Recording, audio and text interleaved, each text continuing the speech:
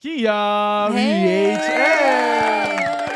Me and my twin, we be vibing. I was too much of an active kid. I was doing things, just touching shit. I was very destroyful. As my mother would tell you, she destroyed every toy. She destroyed everything. Because my issue growing up, I used to have my insecurity used to be my comprehension skills. Okay. Because I didn't think I was like as smart as like the other kids and shit. I feel like once I started going viral, once I started getting messages where people were like feeling like my videos were healing them and helping people through suicide, and like people telling me, yo, I had the worst day today, and watching your video made me so happy. Bro, I have to lead by a big example. Like, I don't want to ever stop dancing.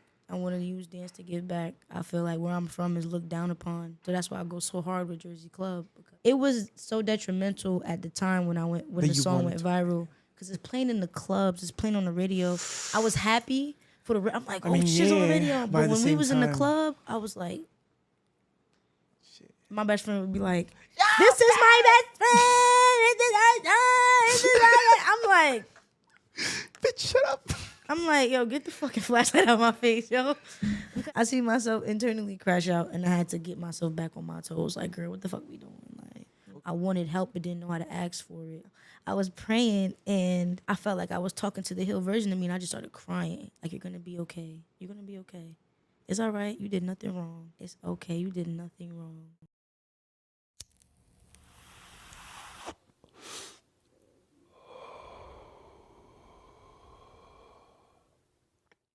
Welcome everyone again to your favorite podcast in your house and in your soul, baby. Yeah. I love you. Yeah. Welcome to another episode of your Soul Rojo. Right? In this episode, I have a very, I always say, a special. All my guests are special. I really appreciate her being here, taking the time to coming and driving. Right? Being in the wrong driveway. But whatever. Right? With all of you in the podcast, Soul Rojo, Kia BHN.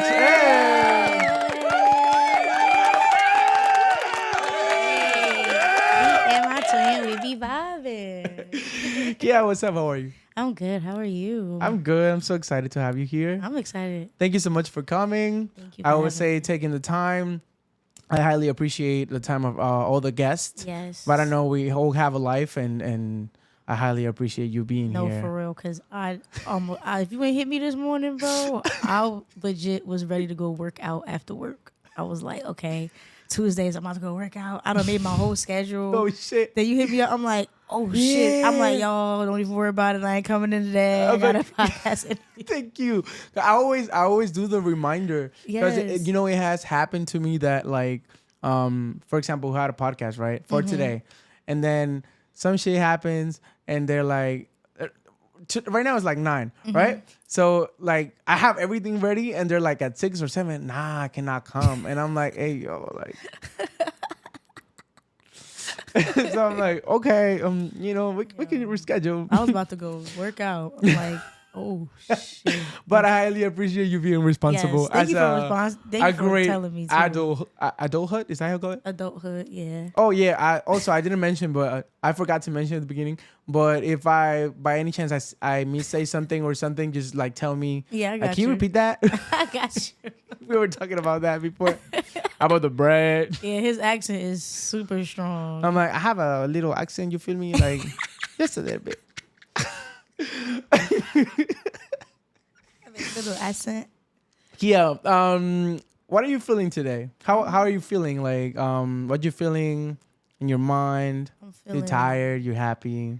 No, I've honestly learned to not manifest being tired. Like, if you keep saying, yo, I'm tired, you really gonna end up tired, and you're gonna develop like some type of lazy energy onto you. So genuinely, I'll say in this moment right now, because I'm learning to always live in the moment. Versus like, what do I feel overall? Like, no, how do I feel today right now? Yeah.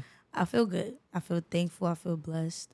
Even though that sounds like an overall statement. Nah, but now, like, I really do feel thankful and blessed. I feel just safe in my peace and my energy, Like, I just feel really, really good.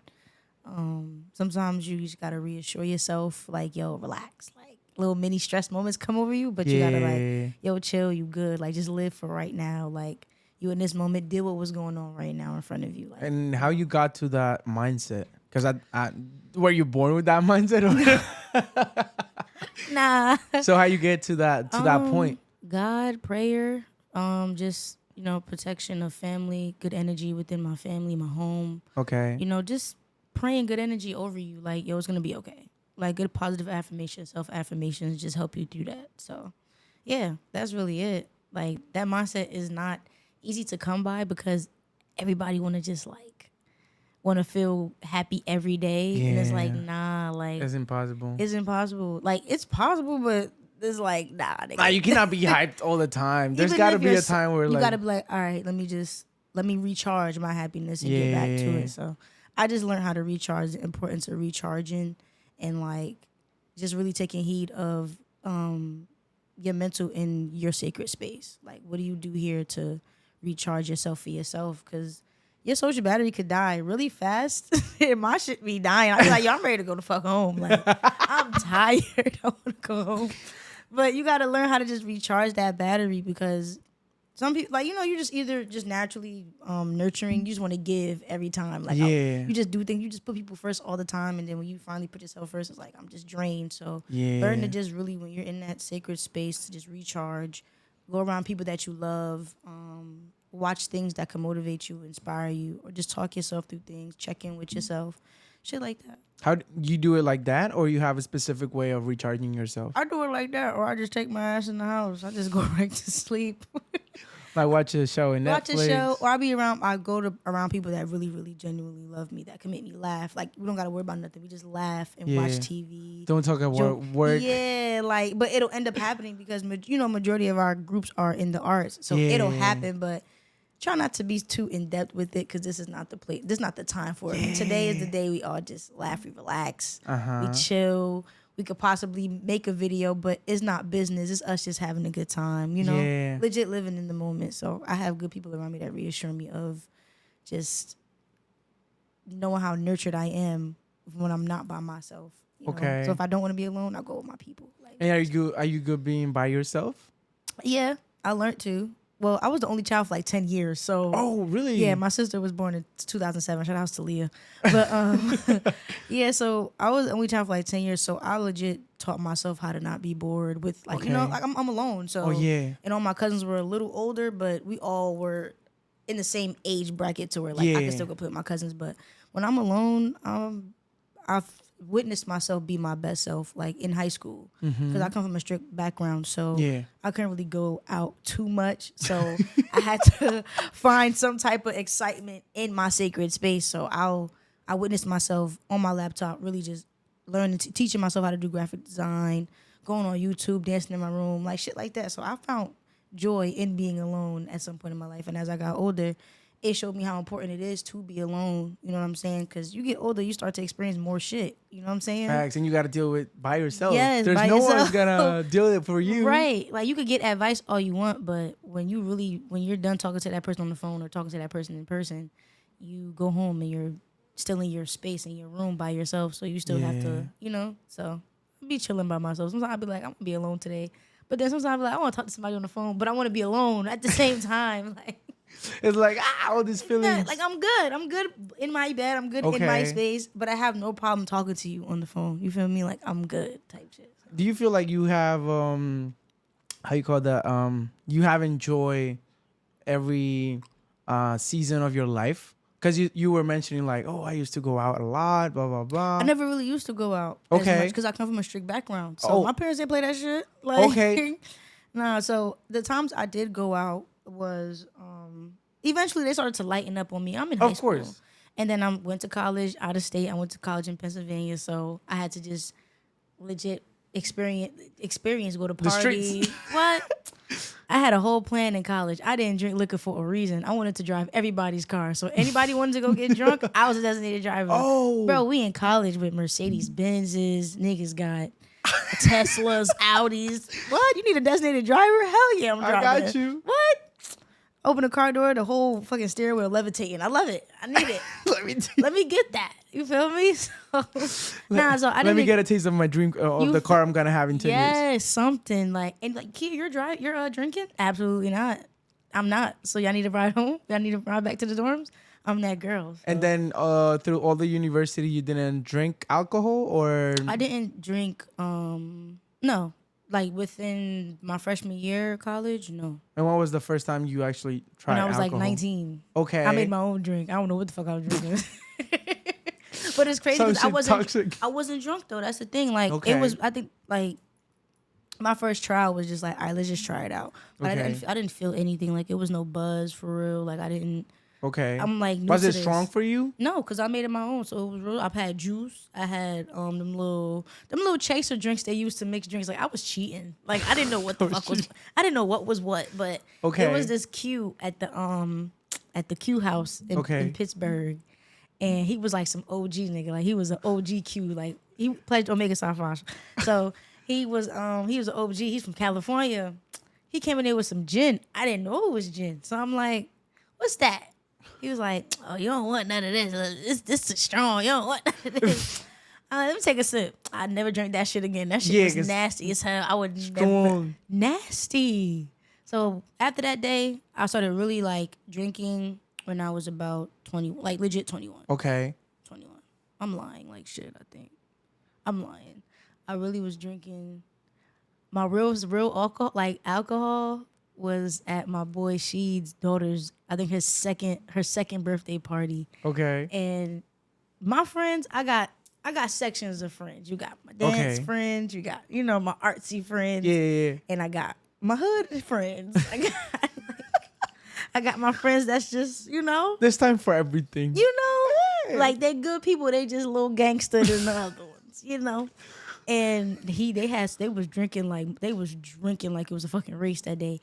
And I had put brisk iced tea mixed with I think we had Henny. Okay. Henny. And I did, mind you, I don't know what the fuck is going on. Like, I don't know. Like at all. Okay. Matter of fact, no, I lied to you. My first taste of liquor was in high school, my freshman year. The girl had liquor in her. She had Amsterdam in her fucking Arizona bottle, and I didn't know she had it in there. She didn't even tell me. Oh, she's like, yeah, just take it. Yo, we're in class with Mr. Shout out She comes home. No, like. Hi, Mom. No, I was so fucking nervous because the way that shit made me feel, because I had a gulp, and I'm like, what the fuck is going on? Like, I felt my body start getting hot. I got up. I said, yo, can I go to the bathroom? I just started walking down the hallway fast. I'm like, it's okay. It's okay. I just started like just talking to myself like, it's okay. Okay. It's okay. And then she was like, I'm like, what the fuck was in there? She was like, it's liquor. I'm like, what? So luckily I had track practice later on that day. So I ran it all off. I was good. You're like, they're gonna kick me out of the house. No, for real. Then 19 I had my own, like made my own, like, let me officially taste some liquor. Mm-hmm. And then when I got to 21, that Henny drink kicked my ass. I walked all the way home. I'm in the house like, I really hope I keep my eyes open so my mom don't see that I just had a cup of liquor to myself. Oh, hell no. So you never tried liquor before because of your strict background? Or it was just like... When you come from a strict background, the upbringing is a little different. So they really keep a child in a child's place. You know what I mean? So we're not drinking until it's necessary for us to drink. Okay. You feel me? So that's really it. Like, but they didn't like, drinking is bad. They didn't really said that. That'd have been them being little hypocrites, and Yeah, because for example, me, like I come from also a strict background, but the thing is, my dad and my mom they don't drink alcohol, so their excuse was like, no, like drinking is bad, and like they didn't say it like that, but they make it feel like that's like just bad people drink alcohol to keep you away from it. Exactly. So then I'm like, I grew up and I was like, I don't drink till today. I don't drink alcohol. Yeah. But now it's because like I don't need it. You feel me? It's really not a necessity. It's not a necessity. It depends on the type of people, right? Yeah, if it's like anybody that wants to drink, I always say, yo, if it's your first time drinking, drink around your family. Drink around people that you're safe you trust. Around. You feel me? Because if anything, like say, okay, I think I could try another drink. Another turn to another drink. Then you're a little.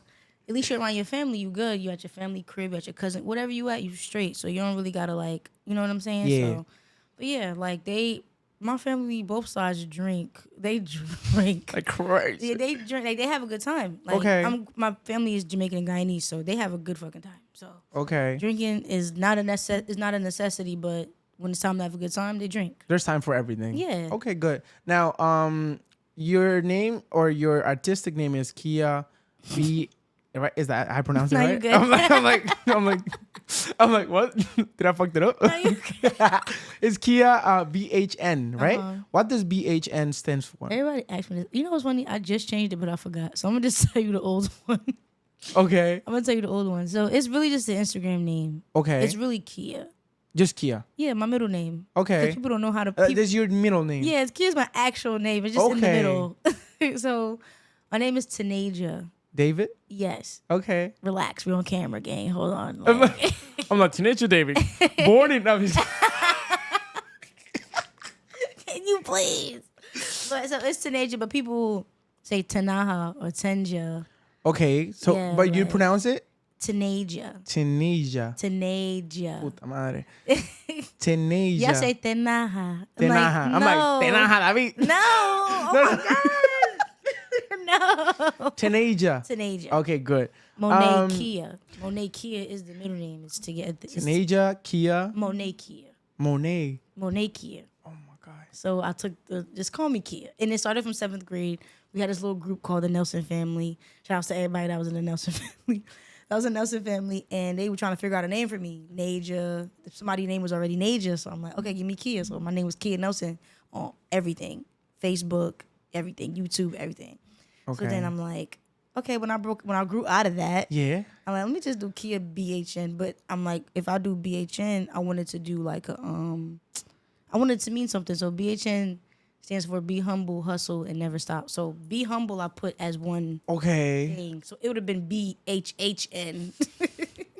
But I just kept it. Okay. The H means hustle and humble, and never stop I made as one word. So That's very creative from you. I just kept it all together. Like, is your girl KIA_BHN, Kia BHN. Like, I'm okay with that.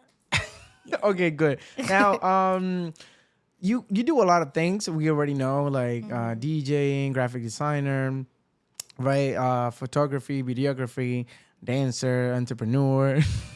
Like, yeah. Right? And I know you've done like more than a couple of podcasts already.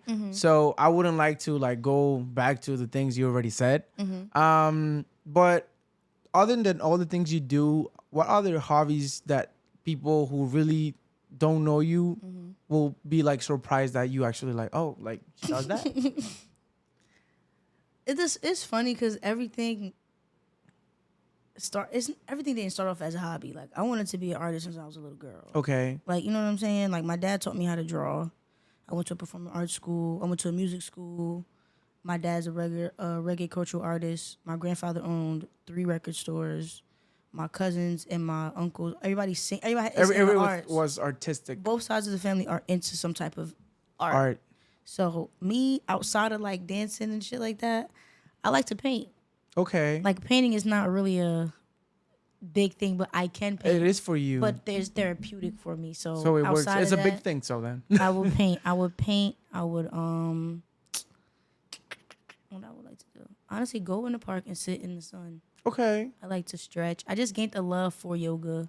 Like, it's things that I like to do, I'm starting to do now. Like, today, if I forgot, like, so I say I forgot to come, I was going to go boxing. Like, Okay. yeah, like, I really like working out. Like, I like running, like, I ran track for 4 years. I love running everything. But somebody say they want to race me, I'll say, yo, you're probably faster than me, but you cannot outrun me. Like, it's deep. You're done. Like, you can't outrun me. But Okay. yeah, so just painting, exercising, I'll say. Mindfulness exercising, like sitting in the park. But yeah, that's really it. Everything I do is a hobby and it's also my passion at the same time. Because when I get bored, I want to go do what I love to do. Yeah, it's just like a circle, right? It's like, it'll come off as a hobby. Like, I'll read in between the lines of how the universe work. So like, if I'm plugged in to like, all right, I'm about to get some work done, I'll get the work done. okay. But if I'm just on my laptop and I'm just thinking like, oh, let me go, and I don't finish it, I'm having a hobby moment. Like, I just wanted to do something just because. Something different. Yeah, like, Okay, it's just, you were mentioning also you went to college and everything. Mm-hmm. You went to Kane University. You went to Southern Hill University. Seton Hill. Ah, Seton Hill. You good. Seton Hill. See, Okay, so how was your experience in like college? Was it hard? Was it easy for you? My freshman year, I met some great people. Shout out to everybody that went to Seton Hill University. I wish I graduated with them, but I couldn't because I ain't gonna lie. Life be lifing. The school was basically. So, but shout outs to them. My school experience, I went to it was white predominant school in Seton Hill. But it was a really good experience. I met a lot of cool people.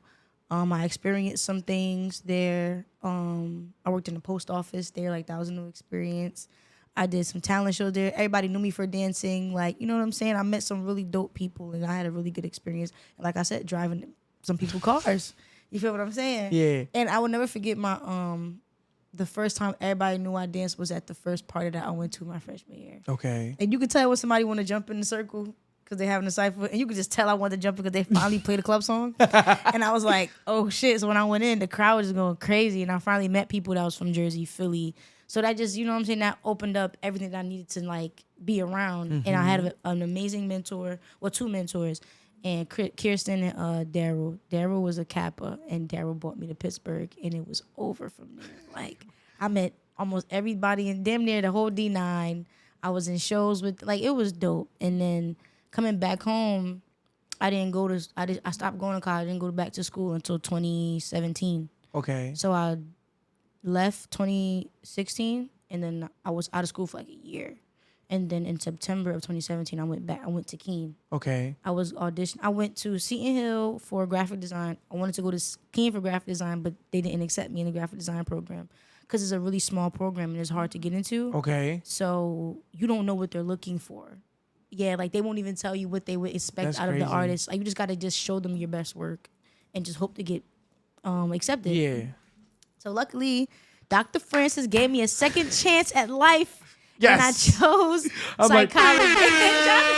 Francis. Dr. Francis gave me a second chance at life. And I ended up going to Keene University for psychology. And it was so dope. They have a really great psychology program. Okay. I didn't really get a full college experience anymore because I started to commute. Because Keene expensive as hell. Yeah. They bugging the fuck out. So I said, I'm just going to commute. I'm going to drive 20 minutes to school. Ain't shit.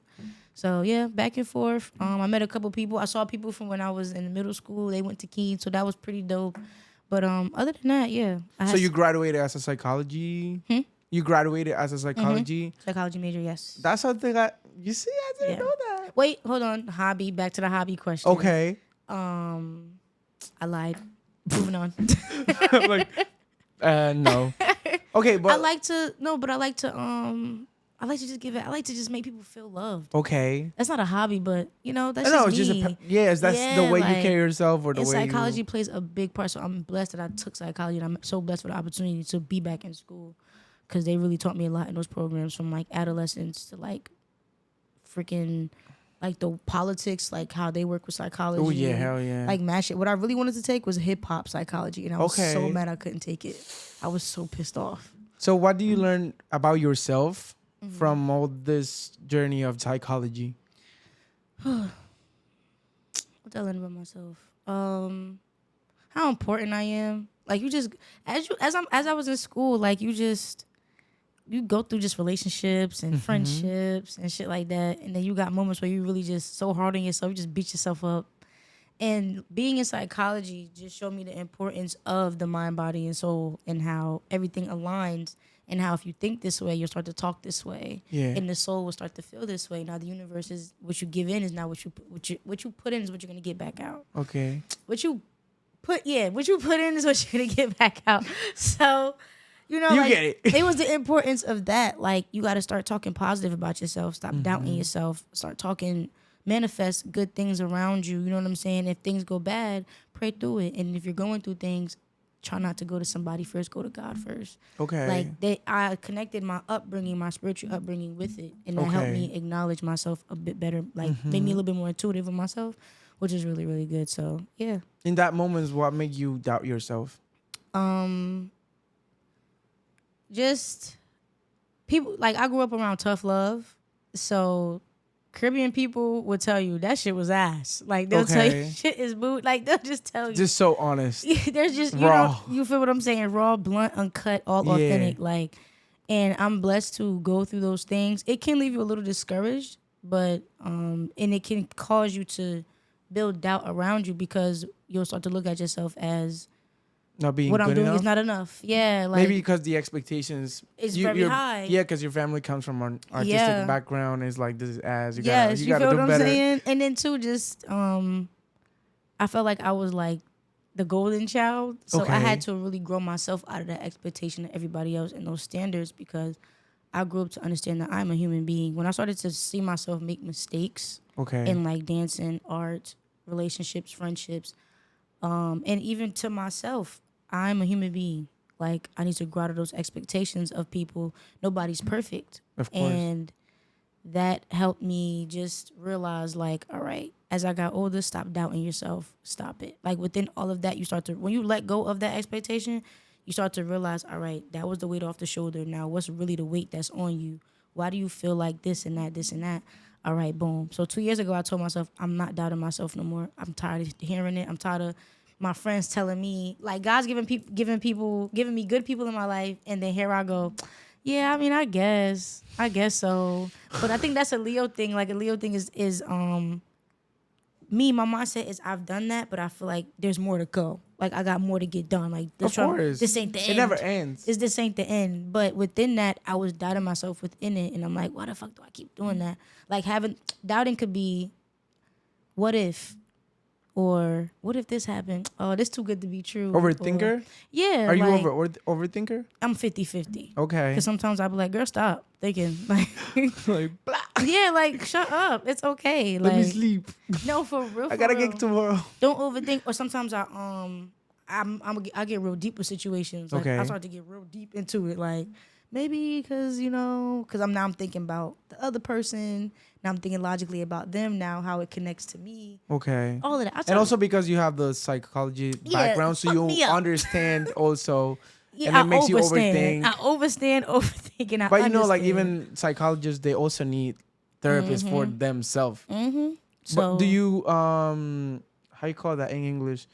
Do you do the work of a psychologist, or you just graduated and? I just graduated, and well, yeah, because now after graduation, you get in this space, like how you just told me earlier, like what you gonna do with your life, like what you gonna do, you know what I'm saying? It's a lot of pressure. It's a lot of pressure, but I didn't put that pressure on myself. Okay. Because before I got the degree, I was already doing it within dance. Yeah. Dance therapy. I'm giving people a way of trying to heal with their body, find ways to make themselves healthy.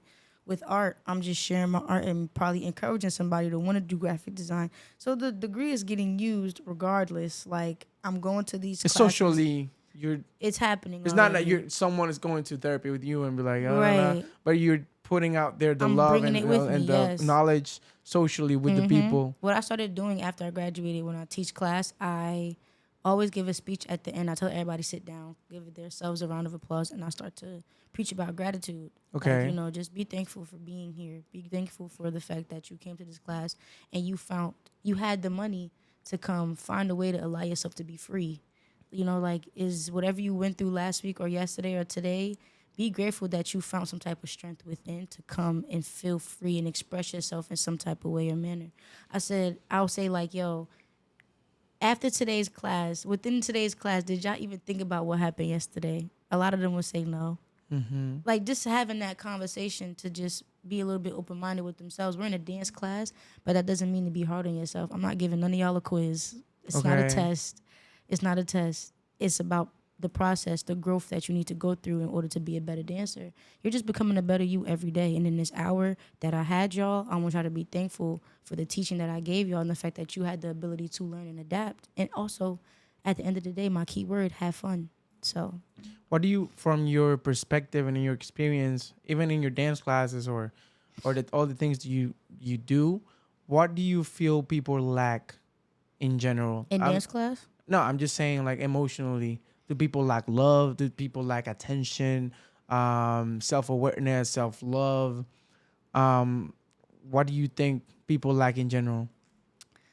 Emotional intelligence and love. I don't be wanting to get deep, like, you know what I'm saying? But a lot of people lack emotional intelligence.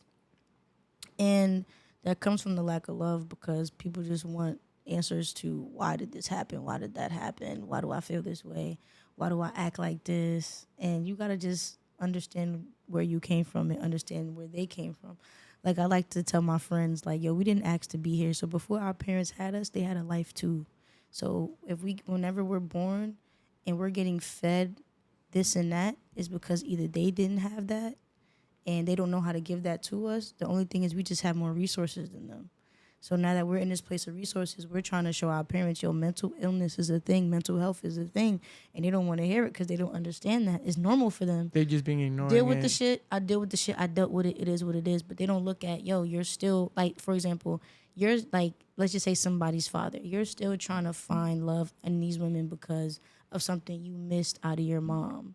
You're trying to find something. You're trying to, you know what I'm saying? Like, it could get like that. So I just feel like people in general just lack emotional intelligence, and I'm not the one to speak because I definitely lack that at one point. You it's know just from your perspective. I can say a lot of shit also. You feel me? You feel me? But that's why the question is just from your perspective, and because you have the psychology background, because I feel like you have more knowledge than other people. Love is for sure one of them, and love comes with that attention, comes with understanding, acts of service. You know what I'm saying? Those different languages everybody want from when they're young, and then they want to when they get older. And you see, like, as we get older, we care about it more because now they made mental illness. They exposed mental health and mental illness so much as we got older. We look back at our childhood like, damn, like, I'm fucked up. Like, I'm really fucked up. Like, damn, why I keep losing people? Why people always want to walk out my life? What's wrong with me? And it's like, again, you got to self-reflect. People lack self-reflection, too. Self-awareness is a big thing, and it's hard to because nobody ever put you in your place to be like, yo, chill. Like, you bugging out. Like, you're doing too much. And then when we get told that, we lose friends like that because now we feel like niggas is being haters. Exactly. Being a hater. You're not open to positive critique. Yes, they're not open to just love. Like, bro, it's really just love. I'm not saying I hate you or I'm not trying to be your friend no more. I'm letting you know, like, it's bro, because I love you. I want you to do better. I want you to do better. Like, bro, you doing too much. Relax. Like, I got friends. We tell each other. Like, the Bible says iron sharpens iron. And I had to, Tik Tok teach you a lot. I had to learn the real definition of that shit. Like, to me, it's iron sharpens iron is just always supporting your friends. Okay. Make sure everybody on top of their shit. Make sure everybody get put on. Like, that's me. Like, if my friend got a dance studio, yo, can I have my event in your studio? So now everybody know, come here for this. You feel me? Blah, blah, blah. But now I've learned that iron sharpens iron is making sure everybody is spiritually intact with themselves. Okay. Making sure everybody is, like asking your friends what you're thankful for. Are you okay today? Sometimes when I'm talking to my friend, it could be God sending me to my friend to talk to them. Like, God used things to talk to you. And I don't want to get all deep with God and all that, but shout out to him. No, you good. But you feel me? Like, I just had to learn that iron sharpens iron is making sure your people are good mentally, emotionally, physically, mind, body, and soul. The alignment of them making sure they're okay. So if me and my best friend, I say we sharpened each other's iron when we both was going through like relationship bullshit with these okay. And these niggas is on some bullshit. So we was going through that, and we was by each other's side every time. We prayed, we bought sage, we made sure we cleared our energies, shit like that. Mm-hmm. So yeah. And who's besides God in your like in Shout this out to my best friend Shayla. Mm-hmm. Besides Shayla, for example, who's or where is your safe space? My family. Okay. My brother. My mentor Jarrell. My best friend. How many siblings do you have? I have a sister. Okay. Just one. I'm the oldest. Oh, you're the oldest? My mother was 2 and through. And then there's a 10-year different gap? Mm-hmm. Yeah. And then how's the relationship with your sister? I have a good relationship with my sister. Taking consideration the difference of age, at the beginning, was it hard for her or for you? Or how was your experience with her? No. In general, though. She was a kid. Like, you know what I'm saying? She was a kid. Right now, I be complaining because I'm like, girl, you can't do nothing. You're 16. Like... I can't take you nowhere. You know what I'm saying? But then getting to know my sister, being like from a baby to now, we are really two different people. Okay. You know what I'm saying? She's into the arts too. Like but she's different from me. Like she likes a certain type of dance style. I like this different type of dance style. You feel what I'm saying? She talk a different way. I talk a different way. She's more the girly girl. I'm more of I'm 50-50. I'll give you tomboy, but I'll give you girly girl when I feel like it. So she, you know what I'm saying? So me and my sister relationship is really good. We have a sister relationship. I am working to do better because I do allow myself to just be in my lifestyle because I just want to be with myself. Yeah. And then too, she's young, so it's not really easy for her to understand certain things. The things that are going on in your life. Yeah, like I can't really go to her and talk to her. You know what I'm saying? I can't really go and like be like, hey girl, like guess what happened? But I still go to her anyway. You feel me? So of course. we still just you gotta keep in touch and that's have still that my sister at the end of the day. So yeah. But I always reassure her like, bro, just come talk to me. You know what I'm saying? You can come and talk to me. I've been there. I've been 16. I've been living in this house 10 years by myself. And you were a baby the more I kept growing up. So if you want somebody to talk to, if you're feeling overwhelmed or, you know, you just going through the teenage syndrome situations where, you know, just come and talk to me. So we have a very, like, regular relationship. Like, you know what I'm saying? That's my sister. What does she means for you in your life? She means a lot. I knew when I had a sister, I'm like, I wish it was a brother, but, you know, she's a girl, so I'm still grateful. I'm going to treat you like a dude then. Nah, she real hard body, though. Like, she tough. Okay. But I knew when I had a sister, I knew I had to lead by example. Like, now I have to really, like, step my shit up. Like, you know what I'm saying? Carry like, the weight. You know what I'm saying? Like, I have to lead. I really have to be a leader now. Okay. You know, like a leader. When do you realize you had to be a leader for her? When she started dancing. Okay. When I seen like she was just my sister, she grew up around adults. Okay. So by the time she was born, all our little cousins and everybody moved out of state. So she didn't really have the chance family, like that family experience. Yeah, she didn't really have the kid experience to grow up with children. She mainly grew up around us, so her independence kind of grew faster than normal children. Okay. Like, she taught me how to snap my fingers. I was snapping my fingers wrong. Hey, yo. Yeah. No, real shit. Like, she knew how to tie her shoelaces at 3. Like, she picked up on everything really fast. Yeah, so I just knew for a fact, like, when she started dancing and adapting to just, like, music, I'm like, okay, I have to lead by example to at least help her understand how important her foundation is and where she comes from is, like, you know what I'm saying, special. And understand what I do is I'm serious about it. Yeah. So I make sure if you're serious about it, be serious about it and go for it. And understand that you're going to have times where you're like, I'm over it, but don't give up though, you know? So she had these little tendencies I try to break her out of, but I'm like, girl, just, you'll get over it. Were you always like that? Like, okay, I'm gonna take serious this and that?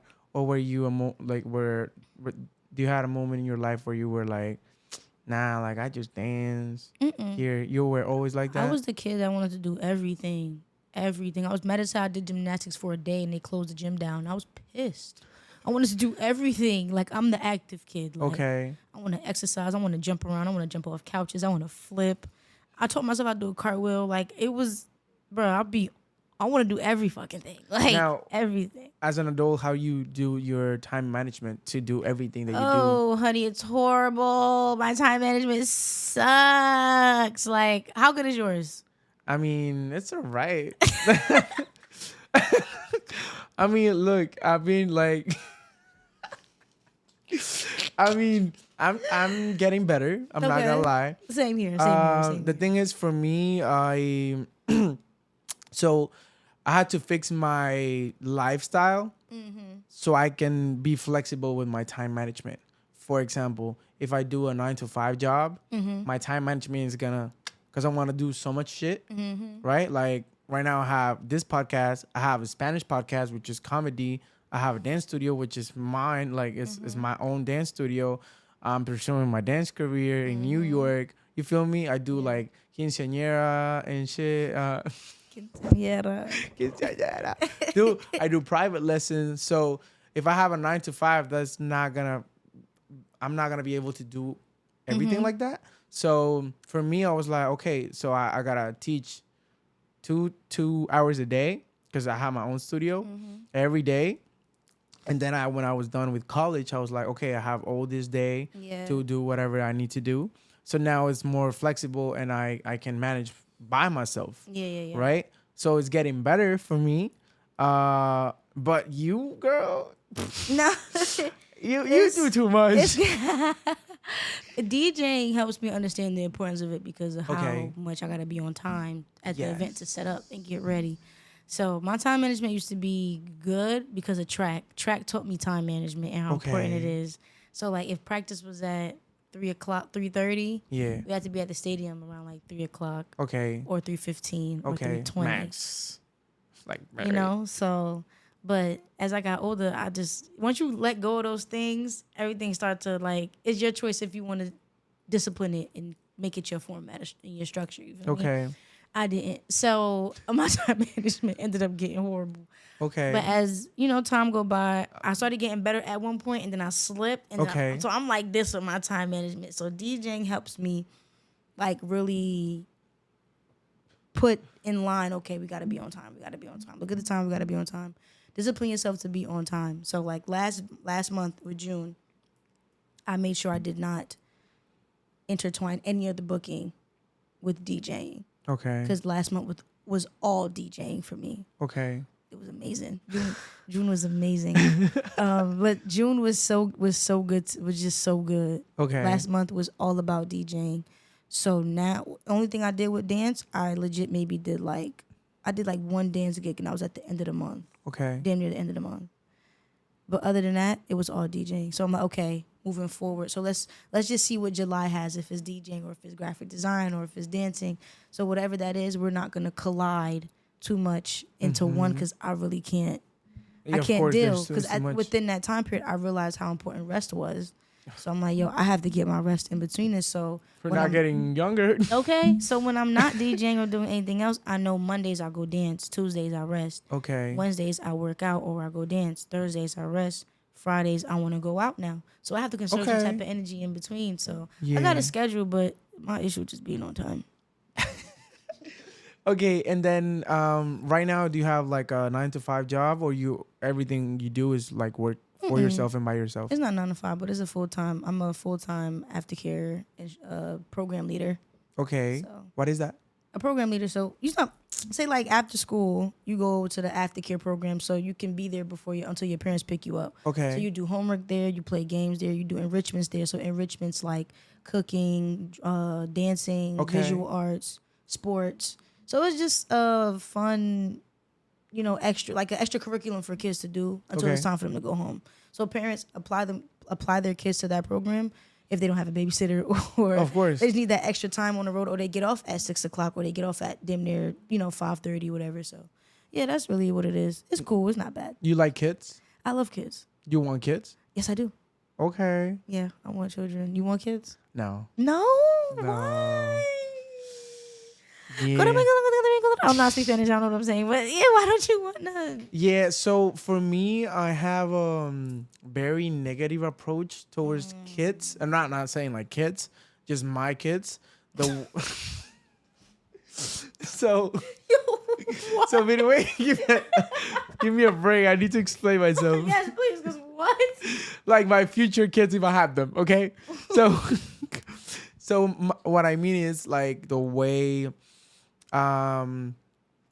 Okay, so like our culture maybe once you start learning like the way your parents are and why they are the way they are, I realized in my case they sacrifice like basically everything for us, which I am highly grateful and everything, of course.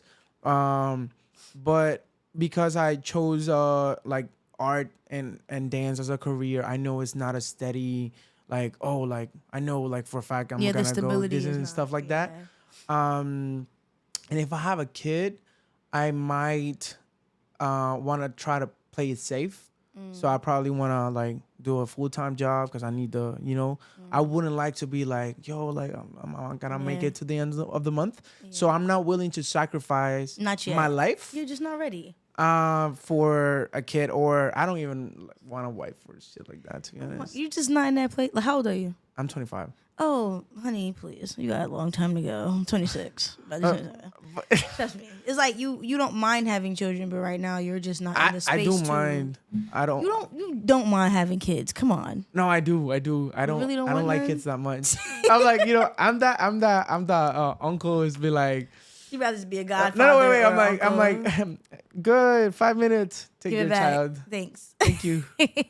But yeah, like I don't feel like I want to live.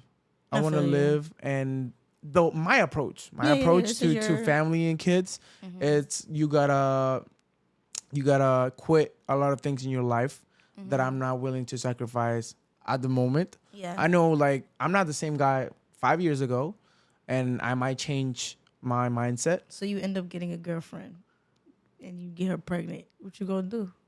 We're gonna talk about it. Yo, take care of that baby, bro. No. If she wants I'm like, it. actually, I'm a virgin. No, if she wants the baby, a discussion. Usually it's the word of the woman, because you cannot do shit. But yeah, because the thing is, we were talking out of camera, right? My background and everything. Yeah. So I wouldn't like to give a kid not the best quality of life that I would like to. So I wouldn't like to bring a kid to suffer. And what I mean to suffer is not like parents. It's just like life. A little easier, a little. Hell yeah. I You feel me? I think that's everybody though. Yeah, but not all the people are like that responsible. You feel me? It's like, it's true. Like, even like if you're hearing it, it hurts. I'm sorry. It's the I would truth. love kids. I just don't want them right now. Yeah. But Eventually. But I know. You have a number? You want? Do I have a number? Yeah. So I wanted 4 boys. Oh my God! You want a big ass family. I wanted 4 boys, and I'm like, I would take 2 twins, and then I'll take 2 more boys. Then I said, you know what? What if God blessed me with fraternal twins on my first try? Boy and a girl, I'll try for another one, and then I'm done. Okay. But if anything, I'm solid with a solid 2. Okay. Yeah. And like, and for your future husband, right? But what are the values that you're seeking for to do a family? In a man, or just no, in a man, or wherever you need. I mean, I want to make sure my foundation is strong. You know what I'm saying? Like, I legit came up from a strong foundation for sure. Like, the grandma set the tone in the family. She set the boundary. So my dad and my mom, took heed of their foundation and brought it to me and my sister. And we're not perfect, but we understand right from wrong, and we also understand you will do wrong, but make sure you continue. Learn to still do right. Yeah. My mom always makes us understand that you're human, you're not perfect, but don't be out here doing no bullshit. And my dad just wanted to make sure he got pleasant young ladies in his house, Okay. But they didn't play about our spirituality. They didn't play about God. My mother don't play about cleaning up, like making sure the foundation is strong when it comes to manners. Good morning, good afternoon, good evening. Clean up after yourself. Yeah, it's wash crazy dishes. Isn't it crazy for you, like how now, like people, they don't got manners? Yeah. Oh my God. Right? Oh my God. Because that's a trigger for me. Like, I hate when I hold the door and nobody says thank you. I be like, you're welcome. You see, I was quiet. Bitch, say thank you. Or even like, good morning. And it's like, Grand Rising, hello. Blessed Rising, hello. Or excuse me, like if we're talking here and someone cross, excuse my me, God. right? It's like. But then this guy on Instagram was also saying, because they was in the mall recording the video and the guy walked right past. Okay. And the dude was like, yo, he didn't see us recording. Like, I know he saw us recording. The guy was like, nah, he didn't. People really be in their own world, locked in. They're not paying you any mind. Out of sight, out of mind is a real fucking thing. Is that, I think there is good and bad. Like, I come from a third world country. And like people who come from my background or similar countries, whenever they come here to United States, is like they like it because everyone is minding their own business. Because it's very common if like in my country you live in a small town, everyone knows everything about everyone. Yeah. So you feel like, oh, I'm getting watching whatever. If you like sneaky link in your house, your neighbor knows, and they're gonna tell your mom or your dad. You feel me? Yeah. And now whenever you come here, it's like, whoa, like everyone's minding their own business. But to the other stand, it's like, yo, everyone's minding their own business. It's like they have no empathy for other people. It's like if they see someone struggling, like in my country, we're gonna be like, hey, yo, like, you good? You good. Here's word. like, bro, I gotta go to right work. past. I ain't got it today, bro. I'll be like, damn.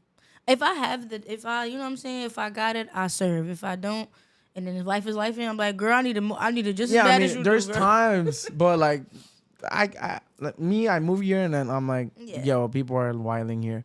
What was like the number one rule in your house? One rule: don't misbehave. Like, have manners. Okay. They don't do misbehaving children. Like, respect. What was your favorite thing Growing up? Yeah, in the house. Being a kid. Just being a kid. Like, I don't feel bills. Yeah, you know what I'm saying? Being a kid. Like, running around, playing with my parents. You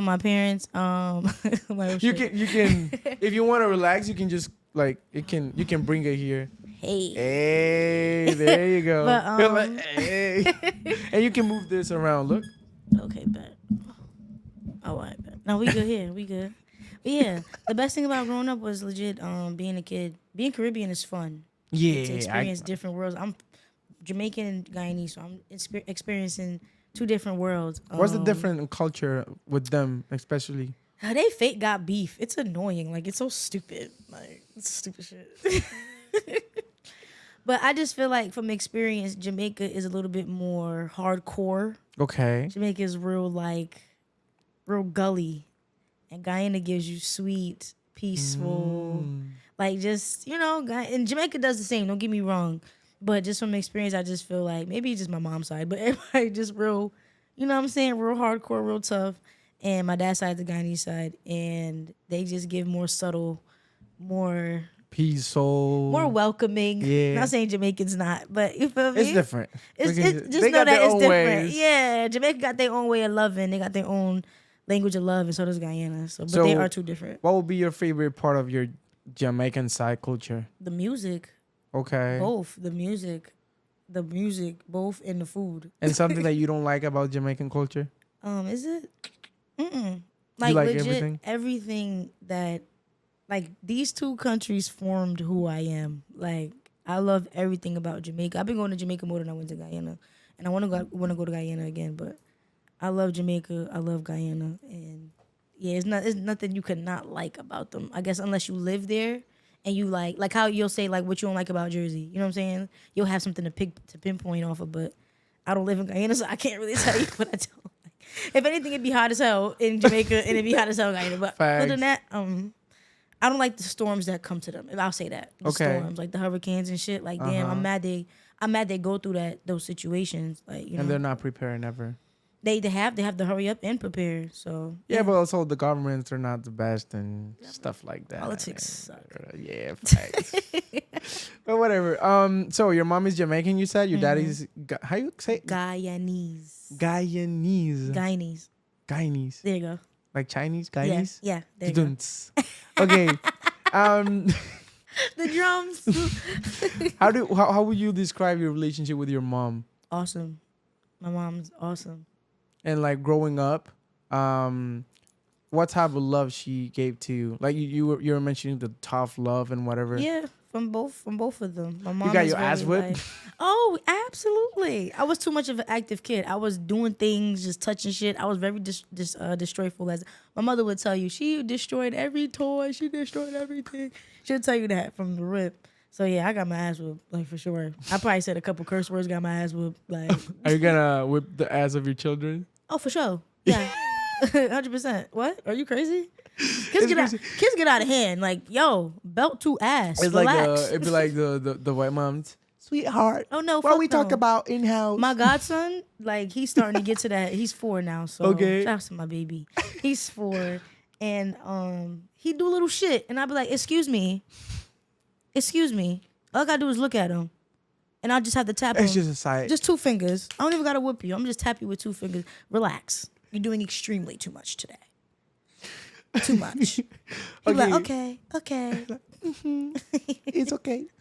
Now, how would you describe the relationship with your dad? It's good. Like, I have a good relationship with my dad. I have a great relationship with both my parents.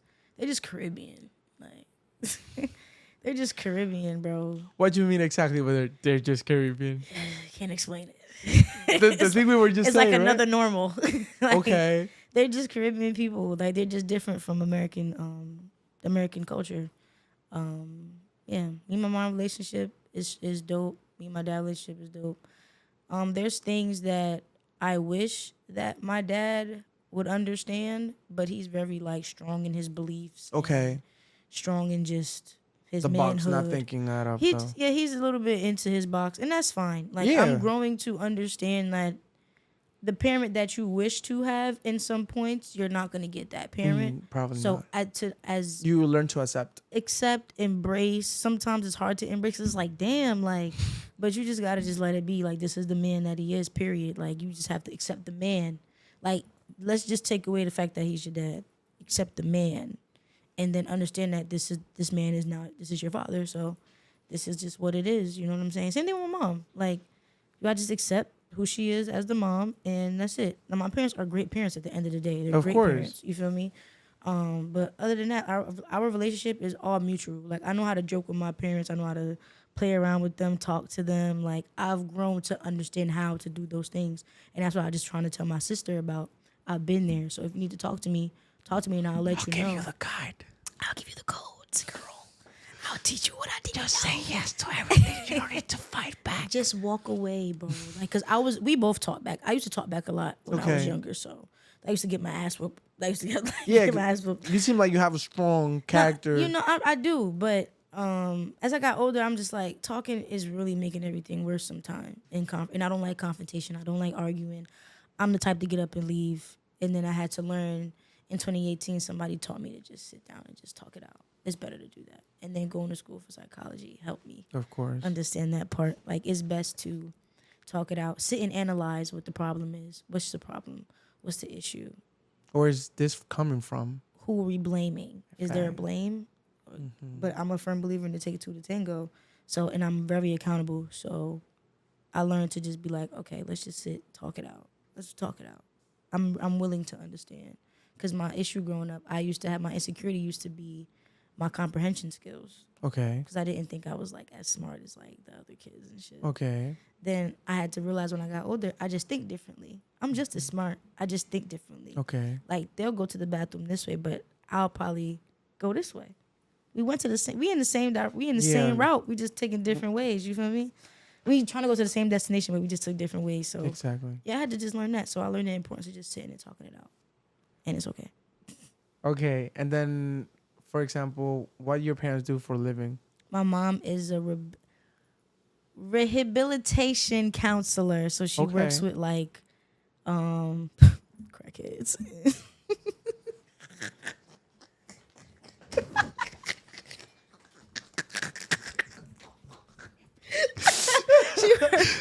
She works with crackheads. She works with like crackheads and people with just mental issues. Okay. Like stuff like that. Like, she's in the mental field, so she helped them get their just put their files shit together. Sure, yeah, help them just get their shit together. Okay. And my dad does a plethora of things. My dad handyman. He had plenty of jobs. Okay. But let's just say overall he's a reggae cultural artist. So. Okay.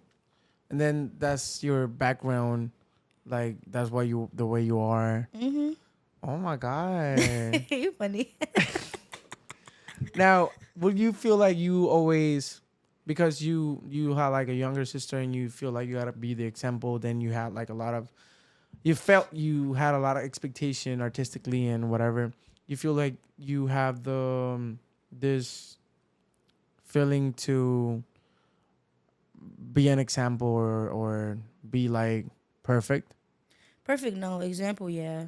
I feel like once I started going viral and like just doing like genuine content and seeing how people gravitated towards me, I realized that I have to lead by example and showing people younger than me and older than me to live in their truth and live in their happiness and be authentically themselves. So yeah, I feel like I do have to live by example every time, because I feel like if I just stop doing what I do, it's like what I stop for. Like, I was doing what I do for that reason, but once I started getting messages where people were like feeling like my videos were healing them, shit, and helping people through suicide, and like people telling me, yo, I had the worst day today, and watching your video made me so happy. Bro, I have to lead by a big example. Like, I don't want to ever stop dancing. Dancing is a spiritual thing for me. Like, it's a dream, because I have dreams within it, you feel me? But it's a spiritual thing. Like, it's more than just a freedom of expression. It's a spiritual thing. There's a reason why I'm connected to the music. My body can't stay one place when I hear sound. It's a spiritual thing. It helped me. You know what I'm saying? I don't dance when I'm sad. I dance when I'm happy. I dance because that's my safe place. I don't want to be sad in my safe place. I go to dance when I'm happy. If I'm sad, let's figure it out. But other than that, let's talk about it. Let's figure it out. And if I'm in a place where I can evaluate my emotions and understand what TENAJA's going through, then all right, bet we good. We just gonna wing it. We gonna let faith carry the way through, and I'm gonna let's go dance. Not even to just get it out. Like, let's just go dance. Yeah, because sometimes we forget. Let's go connect. Especially like people who like really are into dance and shit like that. Mm-hmm. We forget to like have fun and actually like there's even like I know people who have trained dance their whole life, but they don't know how to party. Which is totally different. Bruh. Like, what? Come on. You telling me when you go to a party, you just standing there? Nah, not me. I know people. Saying, no. I'm like, hell no, I'm getting with the mummies, bro. I'm just saying, like, you know how to dance your ass off, but when you go to the party, you don't know how to dance shit. Like, because like they know choreo. Mm-hmm. They know choreo, but they don't know, you feel me? Freedom? Yeah, it's hard for some people. What? Because they grew up like in a box. You feel me? True. So it's just different for them. In this case, like, what dance means for you in your life apart from your spirituality?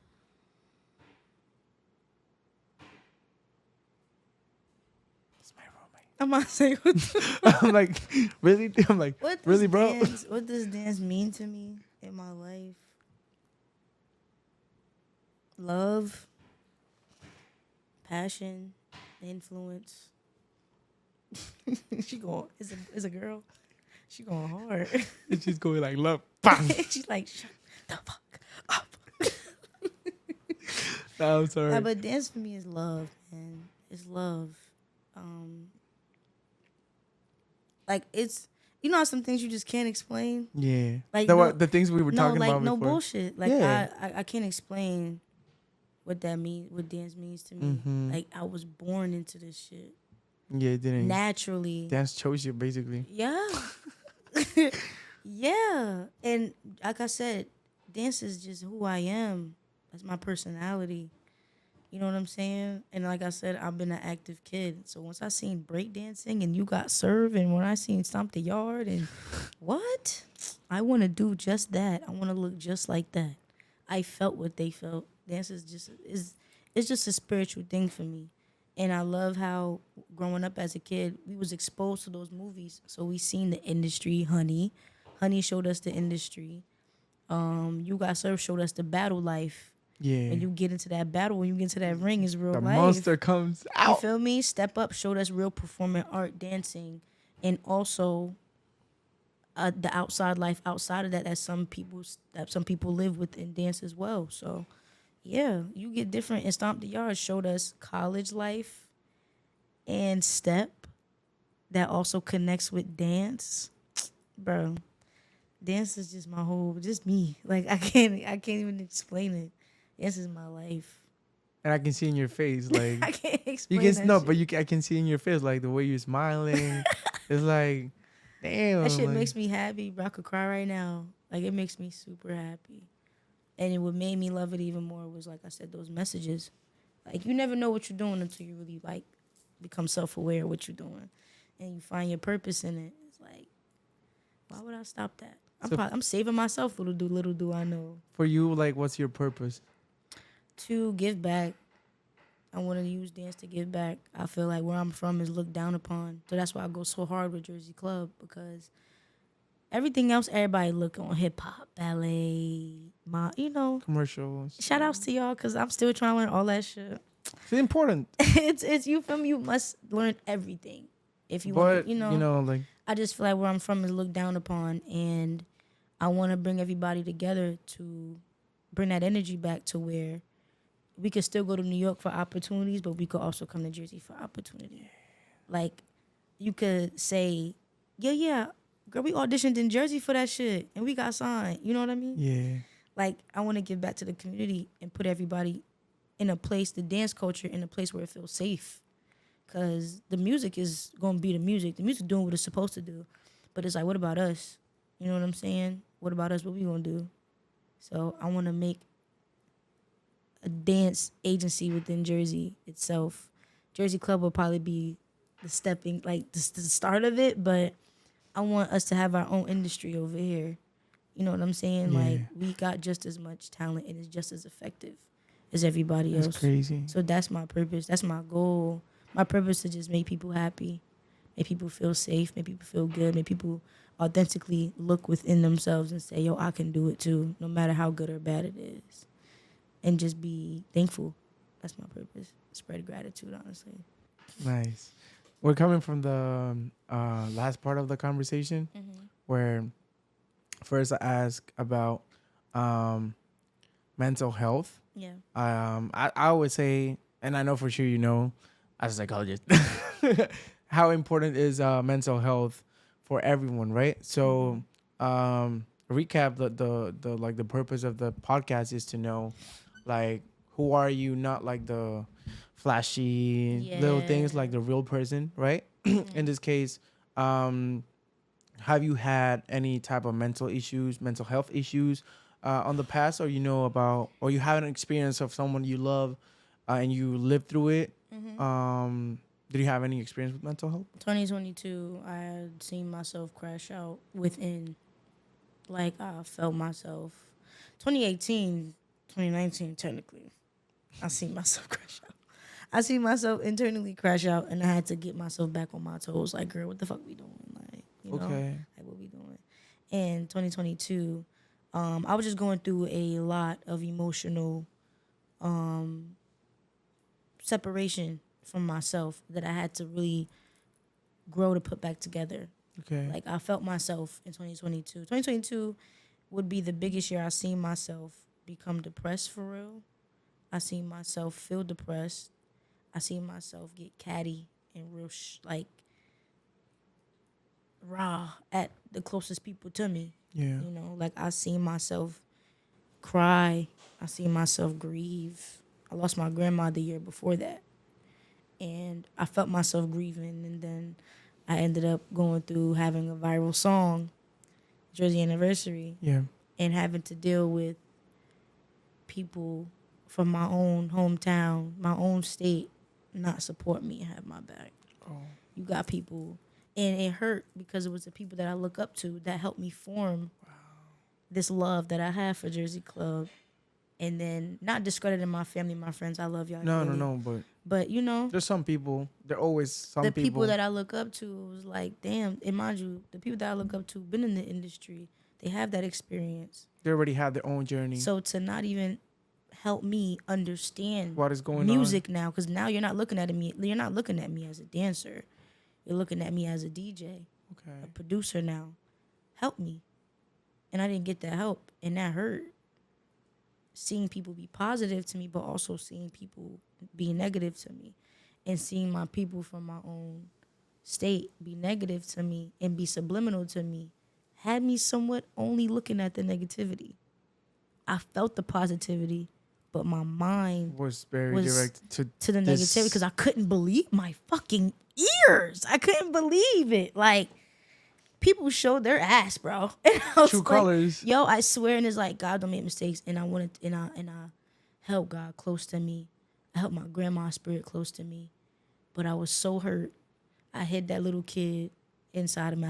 I hid that little girl away, because I couldn't trust nobody no more. I didn't want to be creative. I didn't trust nobody with my creativity no more. I didn't feel safe sharing ideas no more. I stopped sending music out. I hid her away. Like, I don't want to ever hurt. I don't want you to get hurt because I love this shit too much. I'd rather just be on edge and be on go at this point. Like, fuck everybody. Fuck all this shit. Like, I don't care. Okay. You feel me? And then finally hiding her away helped me see what was really wrong with me. Okay. Versus like saying, nah, fuck that, let's go. Like, no, I need to heal. I just lost my fucking grandma. I just lost somebody that was a part of my purpose. I need to heal. I need to heal. I need some time.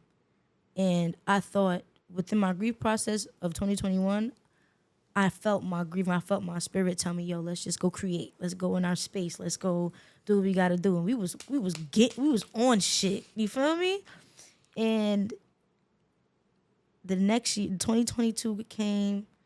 I tried to feel that same feeling, and it was gone. And I'm like, what the fuck is wrong with me? So now I'm having dance events. I'm trying to find a void in between this. I'm trying to get together with my people and even trust them. Like, I was fucked up. Like, emotionally and mentally drained. I was done. I was overwhelmed. I was hurt. I was hurting and didn't know how to say it. I wanted help but didn't know how to ask for it. Like, I just let everything just be. You feel me? And then I got in this space of just now I'm snapping at my friends. I'm just getting real snappy. I'm emotional. Yeah. I'm just aggravated with myself. I'm just fucked up out here. And the only person I felt safe with was my mentor. Okay. Just crazy.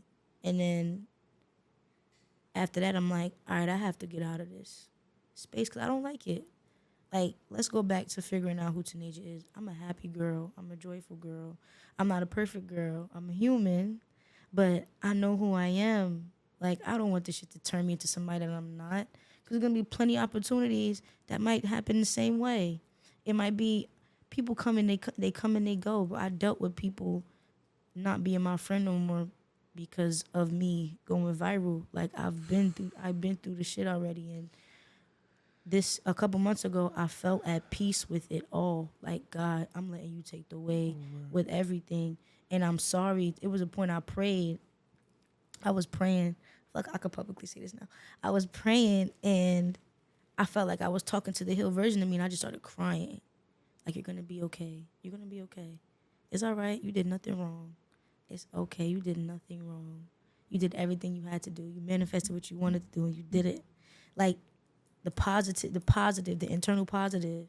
Like, you know, waking that little girl back up, like, yo, you good. Like, you did it. Like, you did it. You feel me? Like, I opened the door for the world to look at Jersey Club a whole nother way. You did that.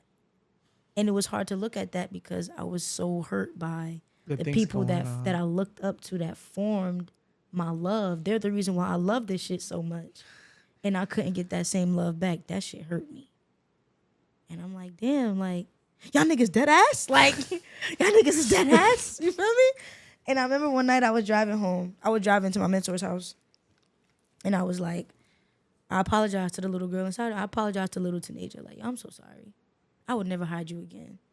I would never hide you again. You did not deserve that. You did nothing wrong. You didn't deserve to be put in a corner. Like, I felt like this inside. Like, I'm good. Like, I don't want none of y'all around me. I'm good. Like, I don't want to talk to none of y'all.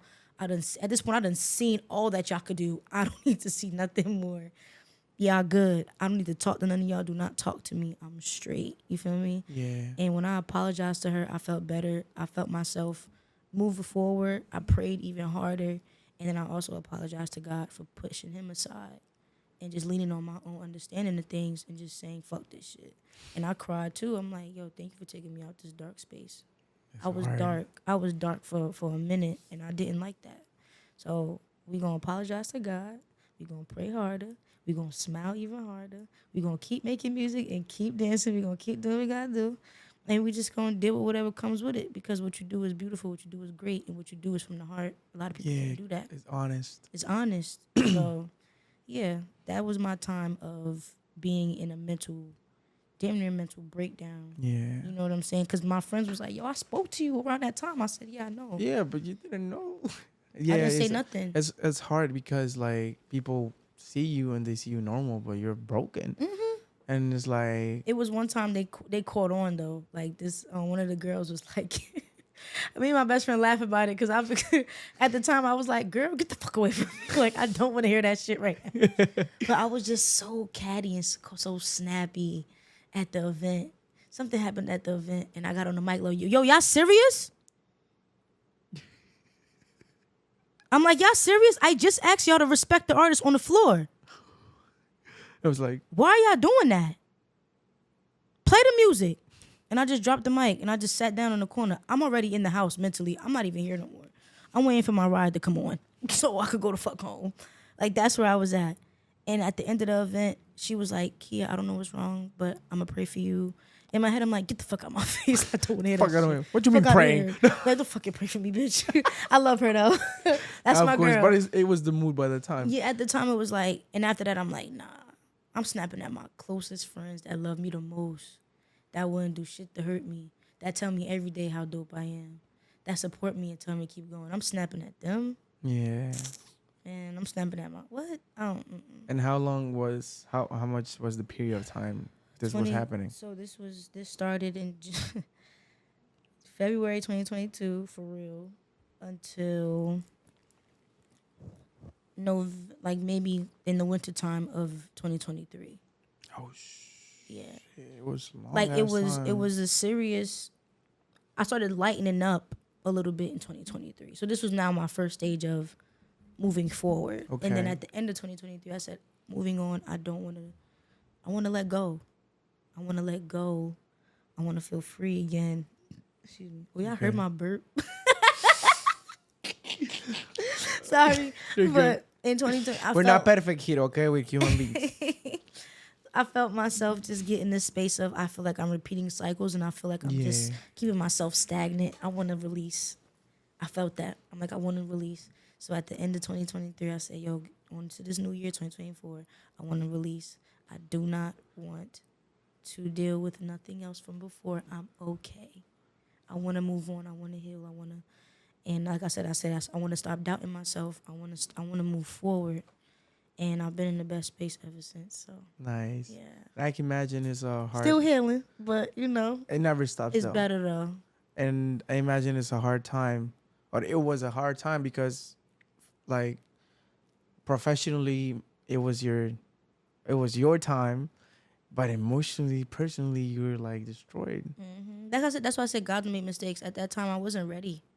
Like, I think no one's ready for something like that. I wasn't even ready to be a DJ yet, gang. Like, I didn't even have a DJ name. I didn't have nothing with a DJ. And you were already viral. Yo, it was me freely making mixes with my friends. Like, me, E Skills, and Dark Knight, Malcolm, we were all just making mixes. It was no put your drop on it. It was nothing like that. We were making mixes for the culture. Okay. You know what I'm saying? Like, niggas need, you know what I'm saying? We feeding our culture. Yeah. And hold on, wait. I used to dance with her. Hold on. Yeah, good. Amani, I'm on the podcast right now. Okay. They hear you on the mic. Say hi. Hi. Send me her tag so I can put a picture. She said, "What'd you say? What up?" What'd you say? I'll call you later, baby. All right. She said, "Ooh." But yeah, we were just feeding the culture, and it was just like, oh shit. So when that shit went viral, and nobody knew who did it, like nobody to this day, like I just told my coworkers today that I made that song. They was like, "Get the fuck out of here!" Like, yeah, like I don't even really tell nobody. Like, it was so detrimental at the time when the song went viral, because it's playing in the clubs, it's playing on the radio. I was happy.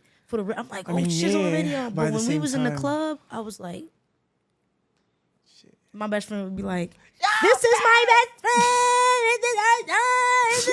I'm like, bitch, shut up. I'm like, yo, get the fucking flashlight out of my face, yo.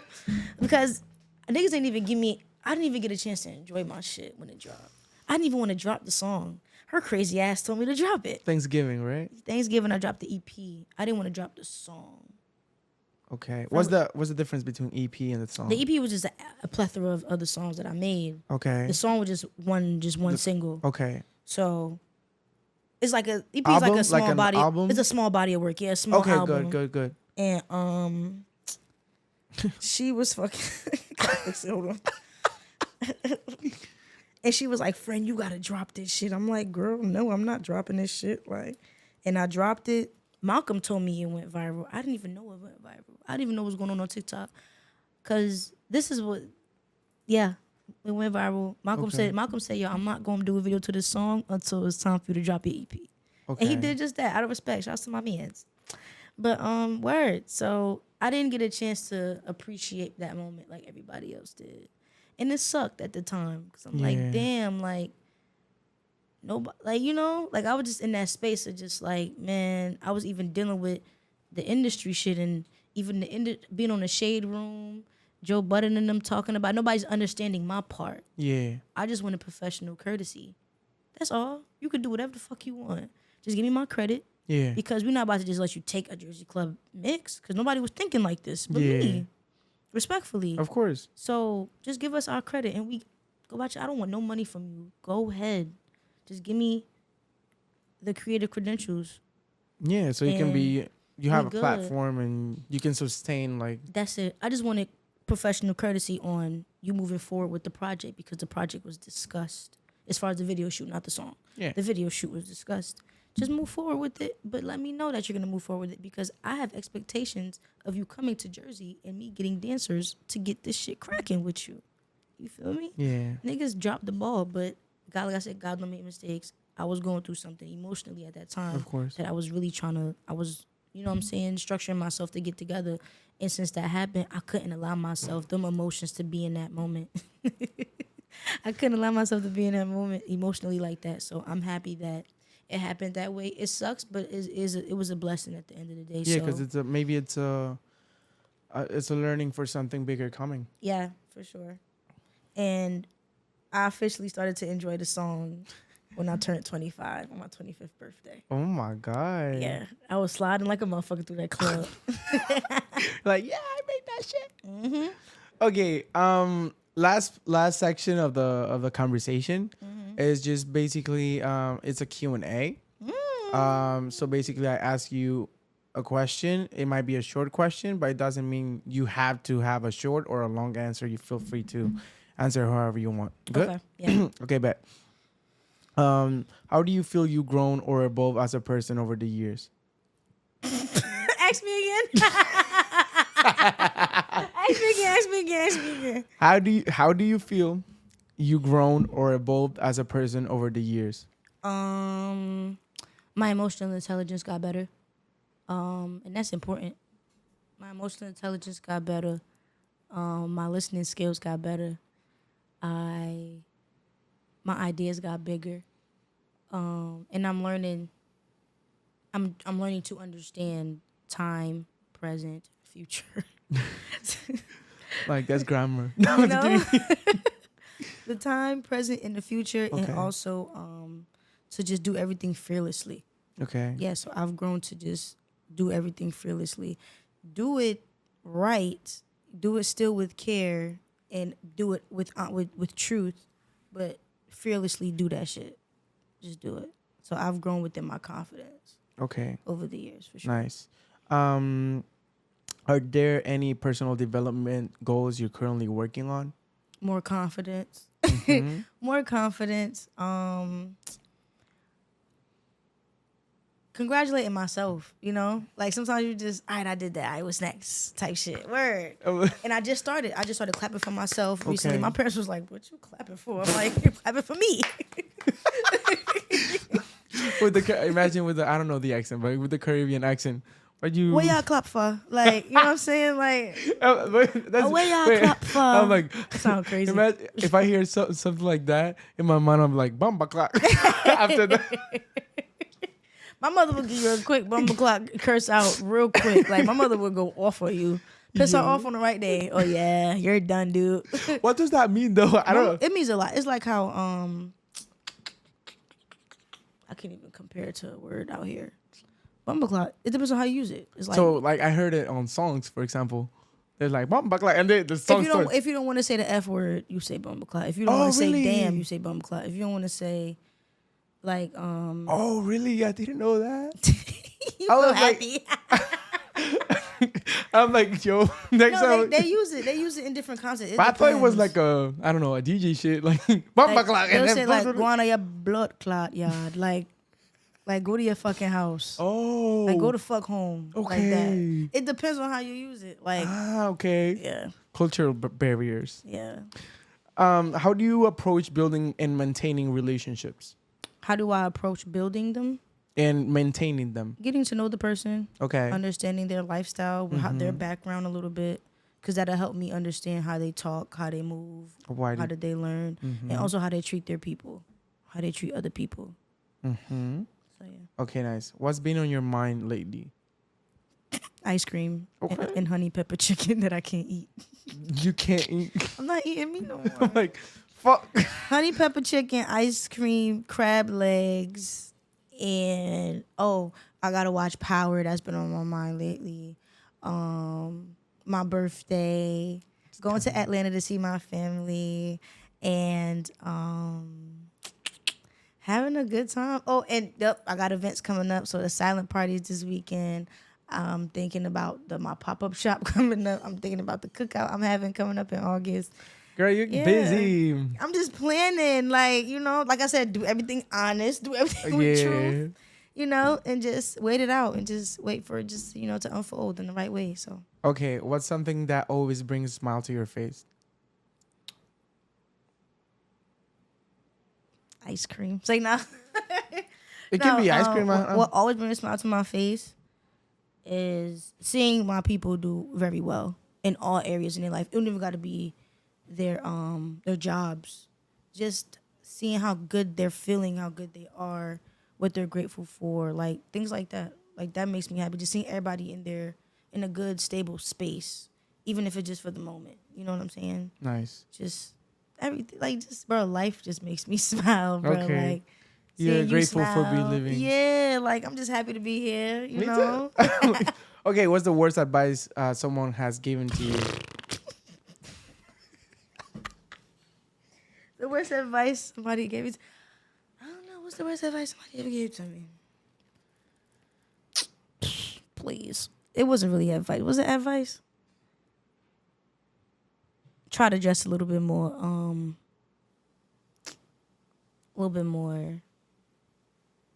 like presentable, girlier. Okay. Try to dress a little bit more girlier. Like try dressing a little bit more girly. You know what I'm saying? You could tell where that advice came from. Okay. What's the best advice someone gave to? The best advice someone gave to me.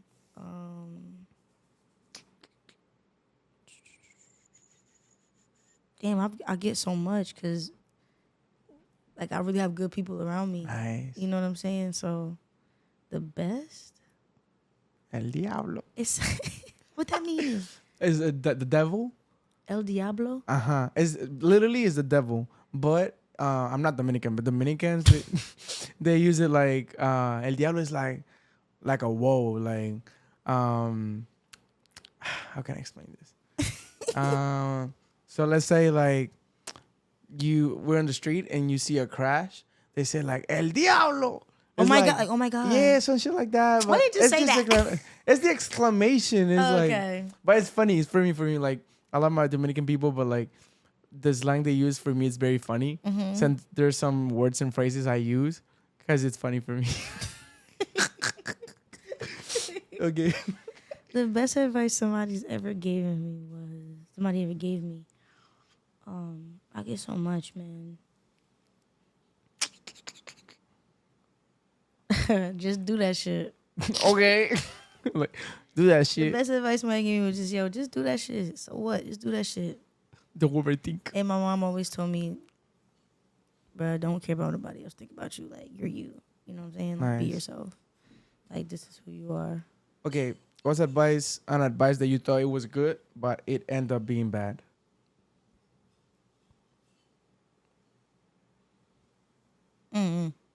That's when I don't know. That's blank. Okay. Next. You saw that program Next? Yeah. Oh my God. The dating show? Oh my God. Like, bring that back. We need that.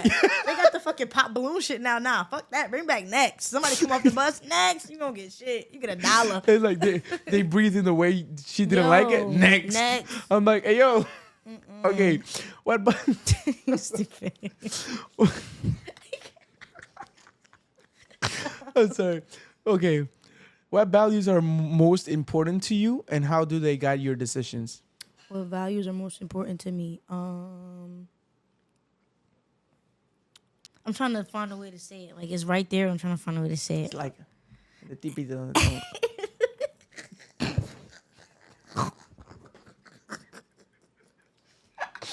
It's because I'm trying to imagine myself making a decision, but like, what will make me make that decision? Exactly. My value. Okay, so I'll just say like me just being dedicated to something. I could say is that it? Like me being dedicated can make the decision that I need. As far as just knowing what's right for me, just understanding my place in life, and being self-aware. Like self-awareness will help me make some certain decisions depending on what the situation is. But it depends on what situation it is, because you use different values to help you make a decision. So yeah, it depends. Like, okay, good. What's an unpopular opinion you have? Unpopular opinion. Clams are nasty.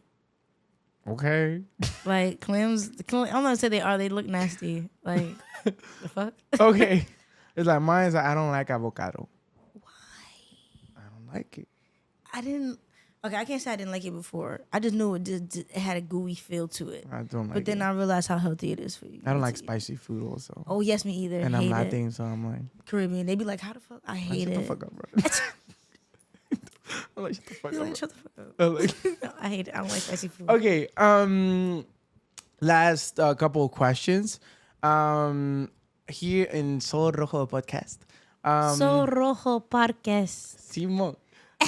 We always, I always give gifts to my guests. Yeah. And as I always say, I like them to be very significant, something that you can take with you all the time. So in this case, I'm like, I got a gift. Ooh, and I'm redoing my bathroom, so let's see if it can fit in my bathroom. Okay, we'll see. I'm like, it's a Tesla. Imagine. Like what? We're gonna get there. Yeah. Don't worry. We're gonna get there. Gifting who with a Tesla? Me. Okay, yeah. So it's very, for me, like it's every time we come for this part of the final conversation, right? It's I feel very good because I get to know the person like behind whatever I see on social media. And even though I know you from before, but there's some things I was like, hey, yo. Where did we meet? We met on the Malcolm World Dance thing. It had to be fucking. He was trying to 2019, 2020, something like that. Keep going. I'm listening. Keep going. And then they end up doing. Yeah! You came to rehearsal with that. Yes! Oh my God, where you been? Fuck. All right, go ahead. You're like, imagine you're like, oh really? You're that guy. Your hair's different. You're oh like, fuck. You're that guy, right? Yes, we had rehearsal and Mike made us fucking audition and shit. It was like 6 people there. It was a good routine, but nigga. And let's then rehearse. that shit got canceled because of the pandemic, and then we end up doing a concept video. Yes, Malcolm, what the fuck? So, oh my God, love it. Good memories. Yes. Oh, I gotta tell Shayla. I gotta really tell Shayla now I saw you. Yes. Yeah, people would know him for a while, but I was just like out of the map and shit. Suavemente, besame. Arriba. Okay. So in this conversation, I always like to make a recap, right, of the things we like usually talked about, and basically we talk about your spirituality. Is that spirituality? Spirituality. Spirituality. There we go. We okay, better. I'm like, I live by little. Spirituality, the importance of your family, your journey, right? All the things you do that we already know, we don't need to mention, right? Not again. You're like, what?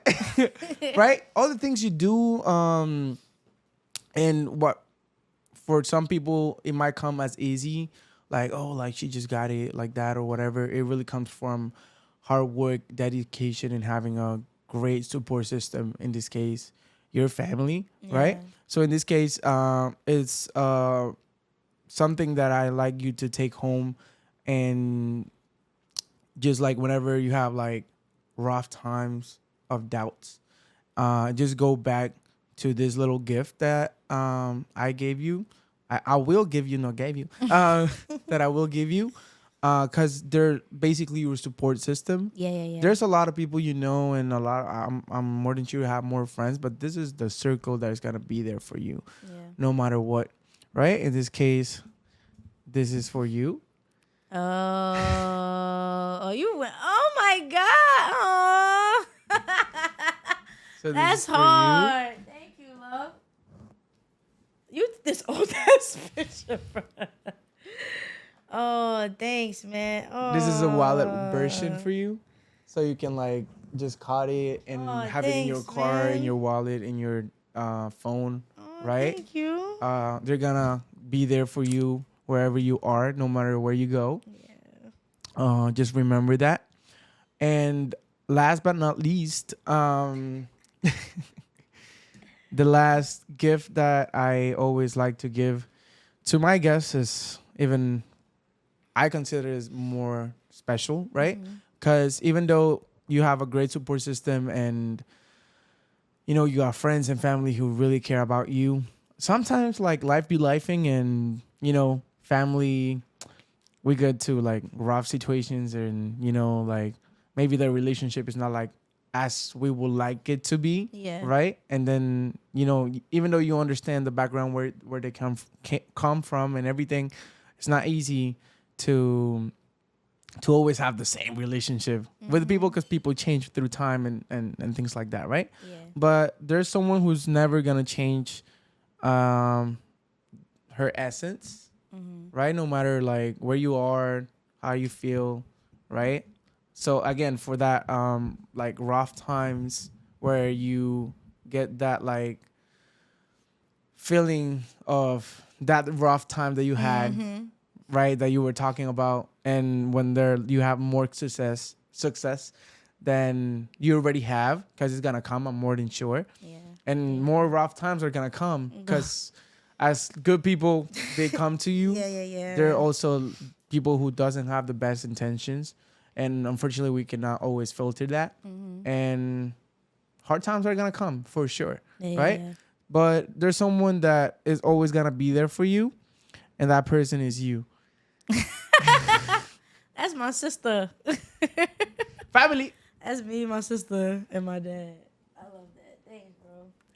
It's hard. This is for you, so you can always have it. It's my sister in this picture. We both look like it's me, but it's her. It's okay. I'm gonna tell you. I'm gonna tell you sorry. It's Production team. It's okay. I'm gonna fire you. Rudy. This is for you, right? Something you can take home. There's also a wallet version for you. Yes. And just the last two questions. I always ask my guests to answer looking at your younger self. So the second gift that I gave you, just put it here and watch it. And just that one, the little one. This is emotional ass podcast, man. And then just like, hey. So just looking at yourself, right? If you have the opportunity to talk to your younger self at this moment, what would you like to tell her? You're amazing. You are amazing. You're going to be everything that you dreamed of. You are the artist that you wanted to be, or you want to be. You're not gonna be liked by everybody, but that shouldn't stop you from loving yourself, and that shouldn't allow you to be afraid to embrace other people that do like you. So if you're not liked by somebody, move on to the next person. And you don't have to want to be liked. Love yourself, like yourself. Who like you, who don't. Move around. The show must go on. Love yourself. You are amazing. You are destined to be what you said you want to be. If they tell you no, tell yourself yes. If they tell you no, tell yourself yes. You are worthy. You are God's child. You are just as strong. You are made gracefully and full of abundance. So everything the power that you have in your feet and your legs and your hands, keep blessing the world with what you are blessed with. Continue to serve, and I love you. So nice. Now, if you have the opportunity to talk to Kia with 95-year-old and everything, it's... Wait, what? You said... So if you have the opportunity to talk to your older self, 95, 100, 110, however you want it. We living for a long time. And like, everything, it's going to be over. Mm-hmm. And you have the opportunity to talk to your future self. What would you like to hear today from her? I told you. I told you was going to be great. I told you you were beautiful. I told you were amazing. Keep believing in yourself. Trust me, I'm here waiting for you so we could be on top of the chain, moving all these mountains. But I told you on the way. Keep going, keep praying. I see you. They see you. And whoever don't, it's okay. Don't worry about it. You proved enough. Keep proving, though. Keep proving. You got it. But I told you. I told you. I told you. And now the last question. You made it. Yes. How would you like to be remembered? By all that I do. Just remember me for being a good person. We're not talking in past tense, but, I want everybody to just always, know what I just displayed out. My good heart, my good energy, my smile, my joy. And, just the passion that I put out for us to just be great creatives and also seeing the potential that we all have. It ain't just one thing that we could do. Trust me, you could do more. Just look deep, look a little deeper and put action to it. And I promise you never know where it'll take you. Don't be afraid to just experience and be that creator that you are. So, yeah, just, remember me for being awesome. Fucking best person in the world. Yes. Kia, thank you so much. Thank you so for much. your It time was a pleasure. and your conversation. I hope you actually enjoyed the conversation as I did. I did. Right? I don't know if you would like to say something else or you have a question that you would like to be asked and I didn't ask it. Follow me on Instagram at KIA_BHN. Follow my DJ page at DJ.LOKI_. Follow my art page at TDGRPHXX. Follow Rep the Culture at rep.theculture. And follow the Too Lit Girl page, Too Lit LITGIRLZ 973. And my message for today to end this off: be yourself, love yourself, secure your energy, be within your peace. Don't let nobody fuck with your peace. You feel me? Because your peace matters.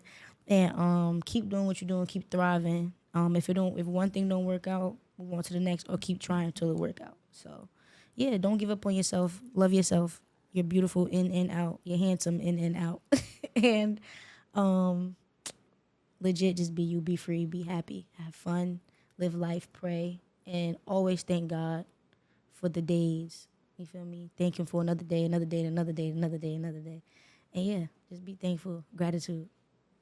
Kia, thank you so much. Thank you. Again, I highly appreciate you coming here and, giving me your time. Likewise. Of course. And if you have made it to the end of the podcast and you enjoyed the conversation as much as I did, please like, subscribe, comment, share. Please. Please. Right? We're going out. And I'll see you on the next episode. Yeah. Thank you so much. Bye.